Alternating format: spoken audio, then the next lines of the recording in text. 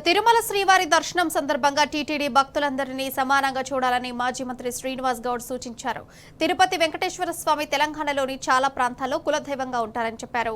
మొన్నటి వరకు తెలంగాణ ఆంధ్ర అనే భేదం లేకుండా దర్శనాలు, రూమ్ సౌకర్యాలు కల్పించినట్టే ఇకపై కల్పించాలని కోరారు. 3.5 కోట్ల ప్రజల ఇబ్బందులను మాత్రమే తాను చెబుతున్నానన్నారు. జోగులాంబ అమ్మవారికి దసరా రోజు కర్నూలు కలెక్టర్ పట్టు వస్త్రాలు సమర్పిస్తే తిరుమల బ్రహ్మోత్సవాల్లో జోగులాంబ నుంచి పట్టు వస్త్రాలు సమర్పించే ఆనవాయితీ ఉందని గుర్తు చేశారు.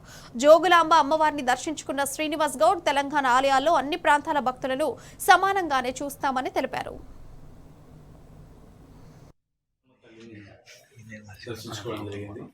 దేవుని దగ్గర అందరం సమానంగా ఉండాలి, అందరినీ ఈక్వల్ చూడాలనేది మా వాదన. నేను చెప్పేటువంటిది 3.5 కోట్ల మంది వాళ్ళ యొక్క బాధ. తిరుపతి దేవుడు ఇంటి దేవుడు ఉంటాడు, ఇక్కడ ఇష్టదైవం తిరుపతి దేవస్థానం. బ్రహ్మోత్సవాలకేమో గద్వాల నుంచి చేనేత వస్త్రాలు స్వామివారికి, అమ్మవారికి గద్వాల నుంచి తీసుకెళ్తారు. ఇది ఆనవాయితీ, ఇప్పటి కూడా ఉంది ఆనవాయితీ. ప్రతి దసరా పండుగకు జోగులాంబ తల్లికి శక్తిపీఠానికి కర్నూలు నుంచి కలెక్టర్ వచ్చి ఇస్తారు.